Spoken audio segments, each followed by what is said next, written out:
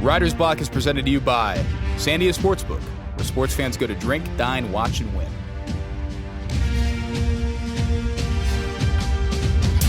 All right, welcome back to another episode of Riders Block. I am your host, as always, Journal staff writer Sean Reider.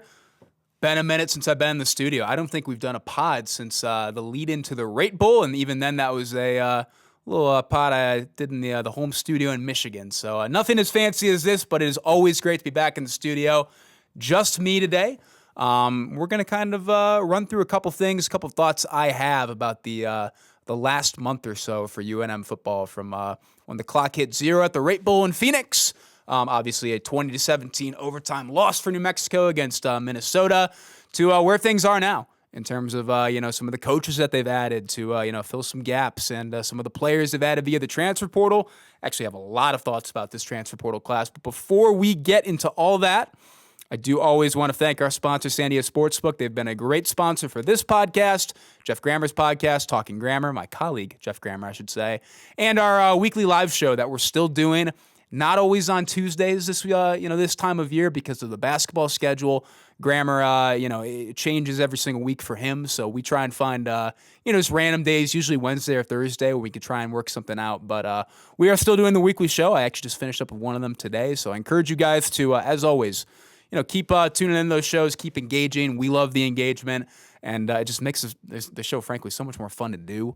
And I think people seem to enjoy the shows more when we have more engagement. But with that being said, obviously been a minute. I swear this is not going to be one of the pods where I just kind of like rapid fire talking to the mic for 45 minutes and kind of like get out of breath because I'm talking so much. Won't be that long today, but I do want to run through, obviously, as I mentioned, kind of the staff additions that UNM has had over the last month and some of the departures too, and their portal class. I think that has been the number one thing that people are really paying attention to this time of year. I would say, honestly, on my time on the beat, there has always been more of an appetite for portal news as opposed to just straight up, high school recruiting news and all that. So it's a big time of year for that. Obviously, there's just one portal window that opened on January 2nd and it closed on January 16th. UNM had, I believe, just 16 departures, which is, if you've been around the program the last couple of years, if you followed the program, that is a whole heck of a lot less than it's been, particularly after, Bronco Mendenhall left, where it was basically half the roster that ended up entering the portal. Danny Gonzalez leaving, that was a ton of guys. I think that got up to close to maybe 40 guys at a certain point. I think 40 or so, and then a couple guys ended up coming back, but only 16. Some of the guys, the key names that left, of course, Dorian Thomas, who was an All-Mountain West selection, ended up transferring to Cal. I think that is a blow for UNM in a lot of respects. We all saw how good Dorian Thomas was, that, really easy set of hands, easy guy for Jack Land to connect with. That was very clear during, I think I talked about in this show, very clear during, spring practice and fall camp. He ended up having an awesome season in a lot of respects. But he is moving on to Cal. And then DJ McKinney, who emerged in a really nice role, running back DJ McKinney, I should say. He is headed to his hometown of Tulsa, playing for the Golden Hurricanes. To me, those are really the two most notable departures. I do think Daniel Hughes, the punter, also transferring to Florida State. I think that, to me, can be something that maybe we'll look back on and say that was a bigger deal than we thought. But on its face right now, I will go with Dorian Thomas, DJ McKinney being the biggest departures. I don't think it'll be that too much of an argument. Really did not have any real, truly significant defensive losses. And if anything, really across the board, they more lost guys on the, kind of UNM's across like the depth chart and all that, third string guys, some fourth string guys, and that created some situations for them where, as we'll get into a little bit, they had to kind of re-up the tight end room, kind of remake it for a second year with only two guys coming back. And, they were in a spot too where they had to, target a bunch of DBs just because of how many guys they had with expired eligibility. But I think UNM did a nice job retaining a lot of its talent. I think Thomas, though, will be a guy that, I definitely think there will be a situation where fans will watch him next year at Cal and kind of say, man, wish we had that guy. And probably the same thing with McKinney, but that's kind of the way the portal goes. I don't think anybody ever expects to always retain everybody. I think some losses are bigger than others, and I think those are two relatively significant losses, but I don't think they're anything that, would kind of tank the season or something like that. that's kind of the lead into the portal talk. I probably should have held that for a little bit later, but I do want to get into some of the staff additions and staff departures over the last month. These have all been officially announced at this point. I'll run through them real quick. Wide receivers coach Zach Lujan, who's the former OC at Northwestern most recently, and before that, South Dakota State. He is replacing Colin Lockett, who left for the wide receivers coaching role at UCLA. Special teams coordinator Eric Link replaces Daniel Prado, who left for the same role at Minnesota. Running backs coach Darius G. Smith, who is the former head coach at Fort Lewis University in Durango, Colorado. He replaces John Johnson, who left to be the running backs coach at Iowa State. And as of today, kind of a new thing, not really breaking news, but just learned of it today. Ryan McNamee is on board as the program's chief of staff. That's a new position under Eck. Chief of staff is not like a new position in like the history of the program and the way that Bo Davidson coming on and being the general manager. That was the first time UNM football had ever had like a true in-name general manager. UNM has had a chief of staff before. Pat Hickman was the most recent one under Bronco Mendenhall. Hickman and Bronco have worked together forever, I should say, going all the way back to BYU and everything there. So he was the last true chief of staff in name. Kind of a couple thoughts on those four additions. I do think Daniel Prado, to me, that was probably the biggest loss here. I think it should be encouraging to fans at the same time that they were able to go out and get a guy who's very experienced like Eric Link, a guy that is, coming off I think a true 5-year, 6-season tenure with Mizzou. He's been in a lot of different spots. I do think fans noticed it because I noticed it too. Mizzou fans were kind of celebrating Link ending up leaving for New Mexico. I think a lot of that is because they didn't have a great special team season in terms of kicking and punting this last season and a little bit of the season before too. Those are always the most visible parts of special teams and all that. So I think it's fair for fans to kind of, judge a coach on something like that. But I think if you look at his Mizzou tenure in particular, I think he did some nice work developing guys and having some pretty good special teams that ranked, kind of near the top of the SEC. I don't think they ever had, truly fantastic special team seasons across the board where you're like, oh, this is one of the best teams in the country in it. But they had rock solid seasons. And I think that's something that matters. I just don't think, I don't think the reaction that Mizzou fans had was probably entirely warranted when you look at the full body of work. But when you look at probably like last season, yeah, I'm totally willing to understand that. But I do think, though, Daniel Prado was a loss. And I don't know 100% at this point without ever having met the man, without having seen him coach up in person during practice. I don't know how Eric Link kind of replaces that presence. Daniel Prado was also the associate head coach. Really did a nice job in a lot of respects of the program, from coaching, actual special teams itself, to representing the program, to also just kind of coaching different sides of the ball and everything there. So I do think Link was a pretty solid addition to come in and probably replace him. I don't know if you'll always be able to replace. I don't know if they'll fully be able to replace Daniel Prado and everything kind of brought to the table, but I think Eric Link is a pretty solid move there. I am unaware right now of the connection that Link and Eck previously had, but I'll be trying to figure that out soon as I talk to some of these guys. Zach Lujan coming in as wide receivers coach, I really like that. That's probably my favorite thing that UNM did this offseason in terms of hiring coaches and all that. He previously worked with Eck when they were all at South Dakota State together. He was the quarterbacks coach when Eck was the offensive coordinator. Luke Schleissner, of course, was also on staff. I mentioned that he's at South Dakota State. He was the OC for the back-to-back national titles in 2022 and 2023, I believe, before going Northwestern, where, be completely honest, didn't work out super well. Those were not great offenses at Northwestern. They ended up having some pretty good defenses, but weren't always able to really capitalize on that defensive play with the offense. I think if you watched Northwestern football this last year, you probably saw that. You probably saw a little bit of that. But I do really like the idea of bringing in a guy that has shown that he could be a high-level coordinator at the FCS level, went to the P4 level, and didn't turn out perfectly. I don't know 100% if that was a lot of Lujan's fault. I don't know how that kind of played out. It's something I'm curious to talk to him about as well, and how he kind of views his Northwestern tenure. But I do like the idea of bringing in a guy who clearly has some pretty rock-solid offensive acumen and some familiarity working with Eck and Schleissner and some of the other coaches on staff. I like that, and he's never coached receivers before in the sense of being a receivers coach, although I'm pretty sure he has coached receivers at some point in terms of being a coordinator and working with things and all that. I think at South Dakota State, from what I kind of see at his his tenure before he was the OC, I think he had a hand in a lot of different things. So I'm curious to see how he kind of leads that room. But I think this hire on its face in a lot of respects is just bringing in a guy that they've worked with in the past, clearly has a pretty good offensive mind, probably is a little bit similar philosophically to what Eck and Schleissner do. Offensive coordinator Luke Schleissner. I probably should have said his full name earlier, but I think it's just a rock solid move in a lot of respects. It's probably my favorite. I'm curious to see what he kind of brings to the table in that regard. As for the McNamee, the new the program's new chief of staff, I don't know a ton about his program responsibilities right now, or his job responsibilities, I should say, in the sense that general manager is more of like a player personnel and player personnel and recruiting kind of role and all that. I think this will probably be more in terms of ops, like director of football operations. To my knowledge, David Harris, who is the director of football operations, is still on staff. So I don't think I don't think anybody's getting replaced. I'm pretty sure this is just a newly created position and he is filling it.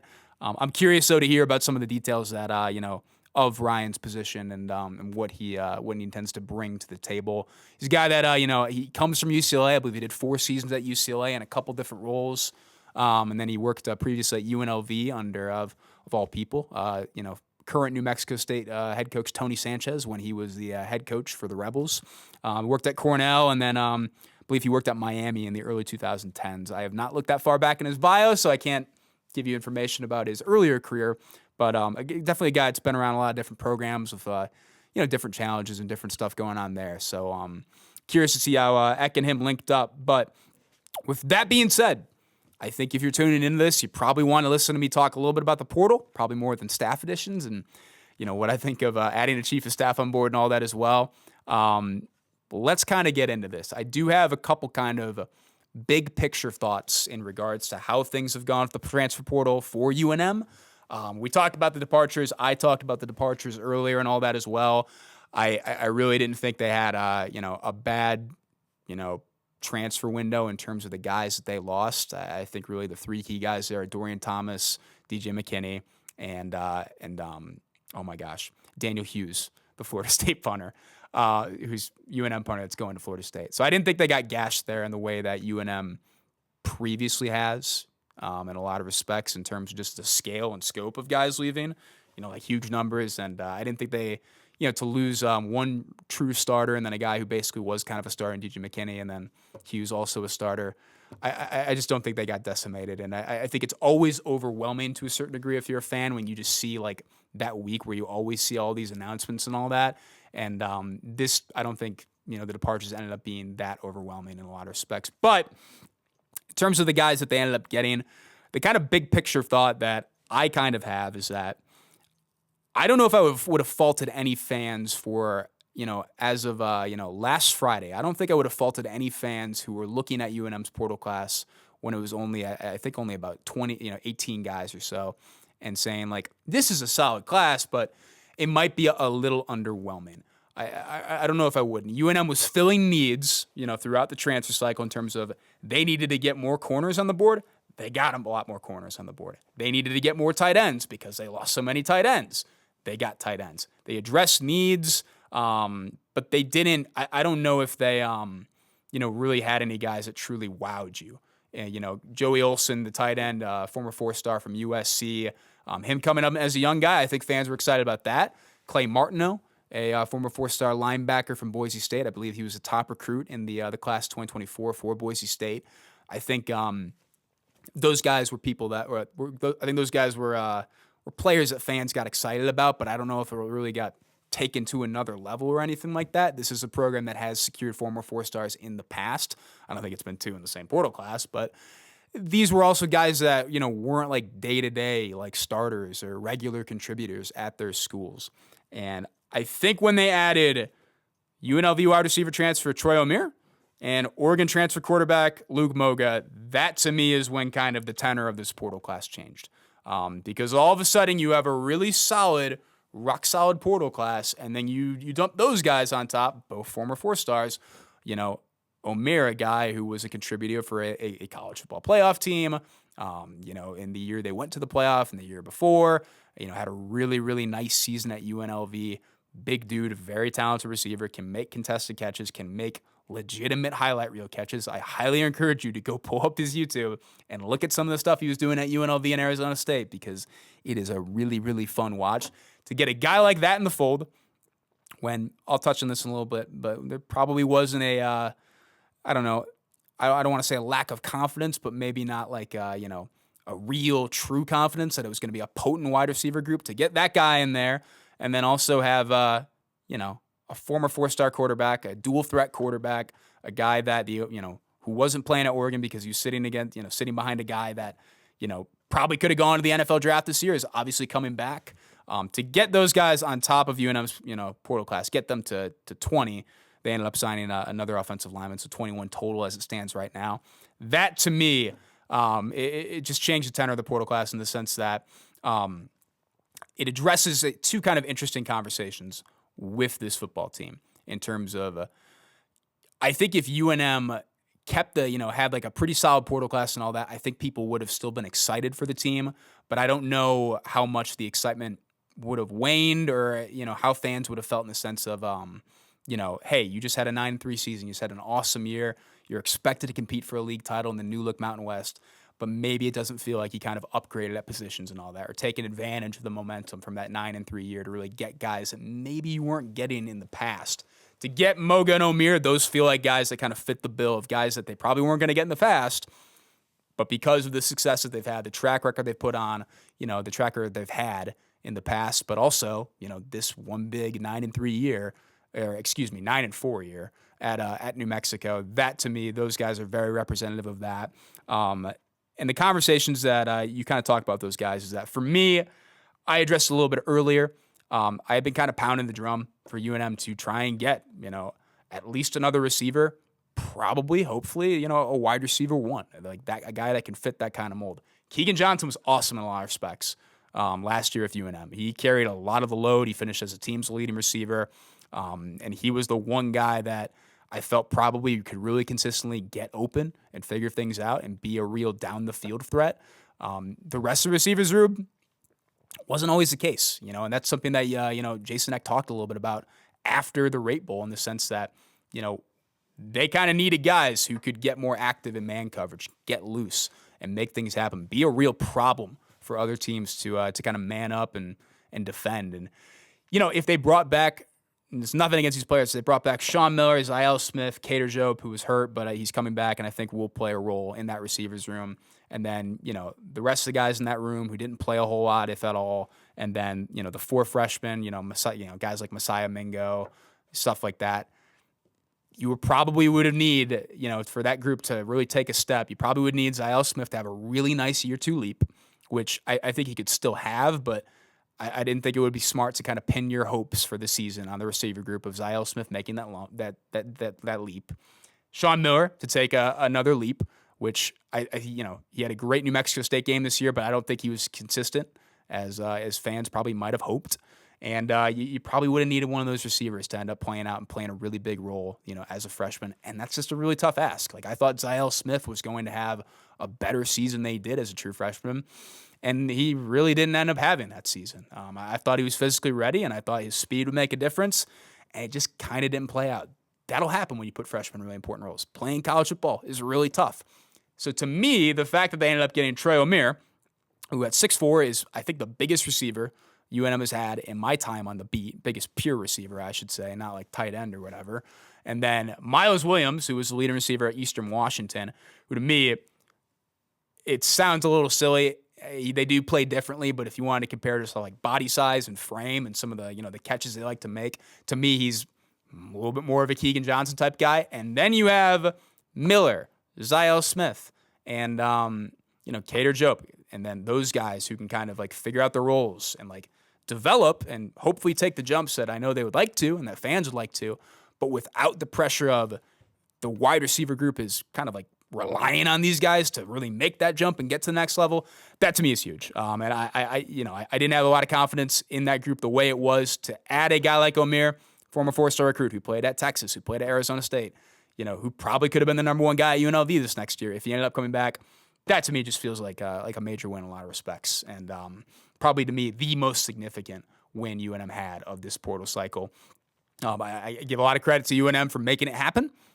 Give a lot of credit to Amir to be, willing to, kind of, take a different path. He'll be on his fourth school in, I believe, 7 years, because he had a typical redshirt year, a medical redshirt year at Texas, and then the COVID year, because I think his first season was 2020.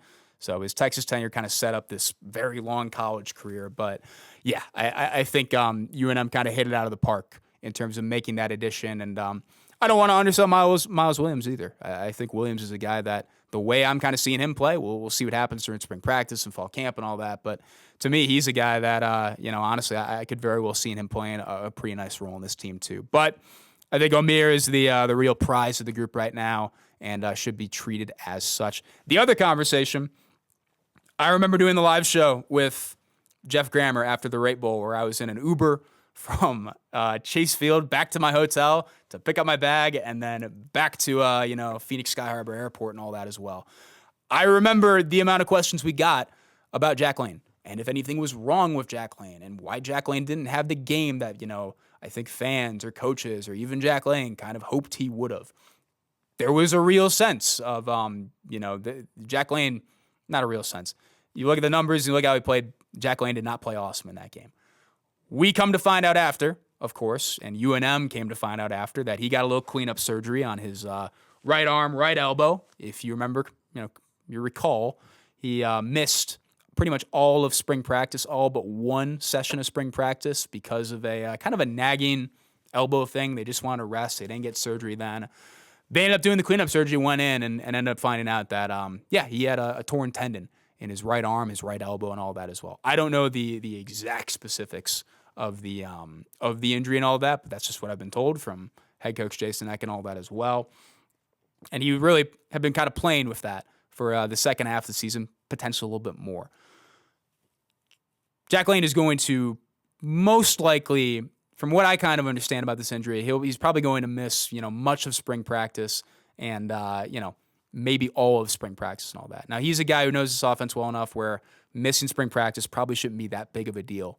He ended up missing spring practice last year, of course, and ended up, starting every single game and had a nice season in a lot of respects.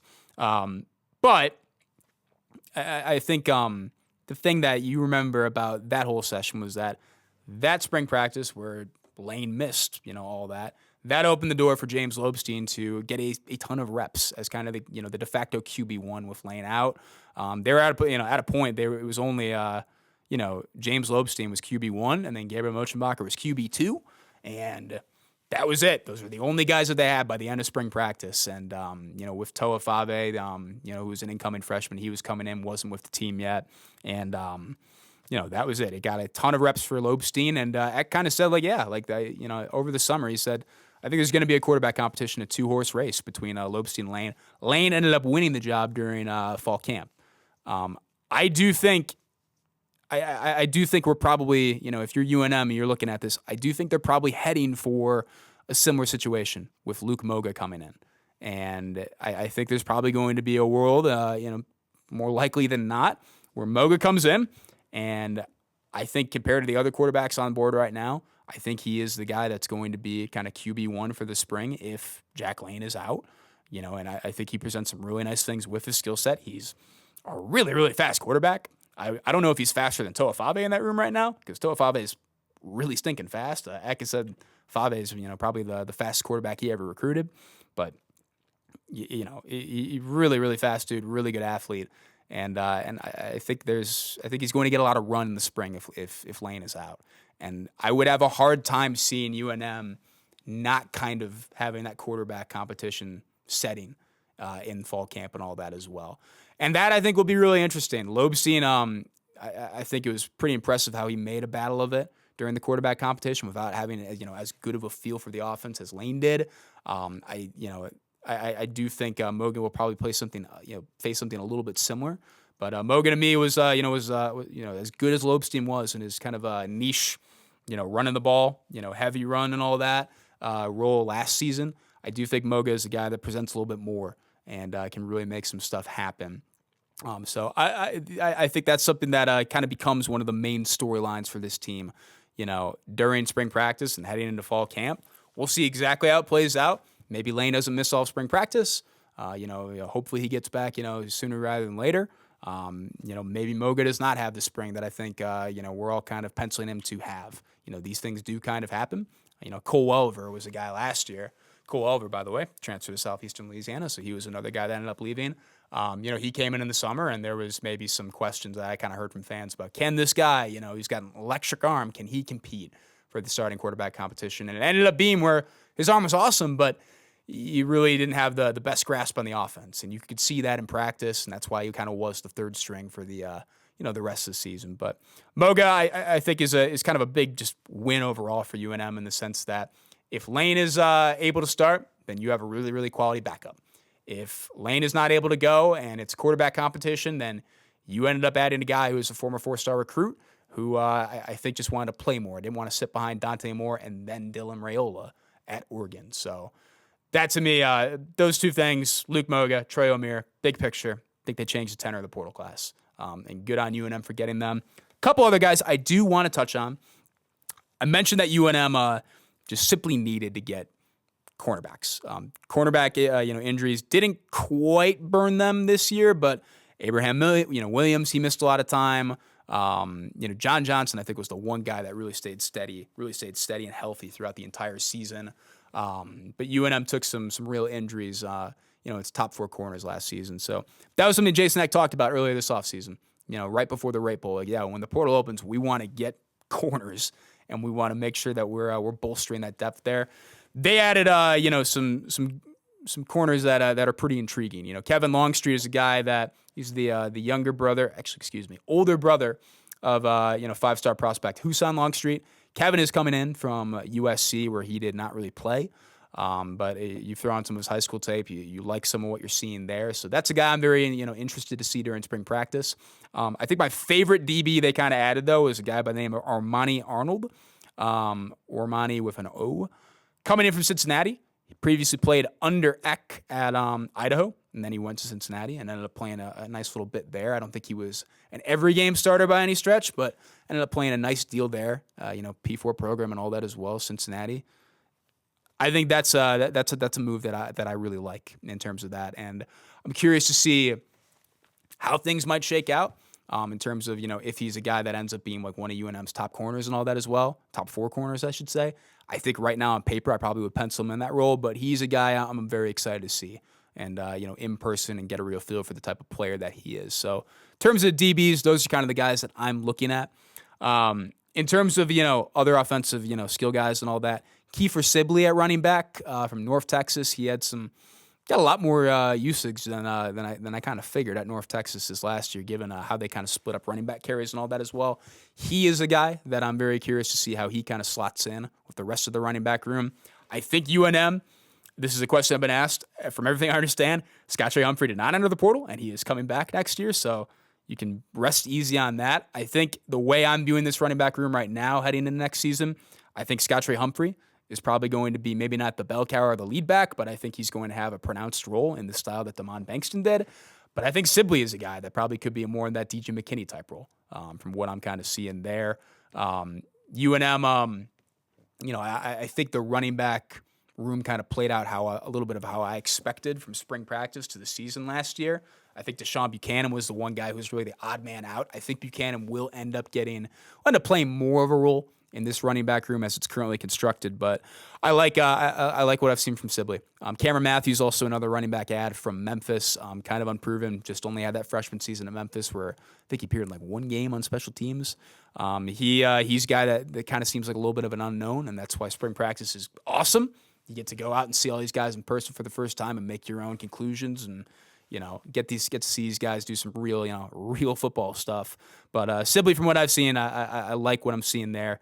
And I like what he could probably bring to the running back room as well. In terms of the rest of the portal class too, tackle size was something that I kind of mentioned that they wanted to try and get throughout the portal.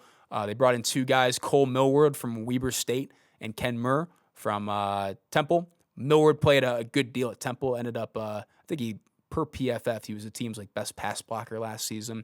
Murray has not played in a couple years. and that's at Lindenwood University and then Temple. So to me, he's a little bit more of an unknown quantity. We'll see how he kind of plays out. But Millward is a guy I'm a little intrigued by. And I was curious how much they would kind of try to address the offensive tackle need, the need for size and all that, because to be clear, it definitely was a need if you watch the San Diego State game in terms of, San Diego size making issue for UNM's tackles and all that. And I think it was a need in the Minnesota game, although I don't think you base every roster need off of, a game against, a P4 opponent, a Big Ten team, a pretty all right Big Ten team.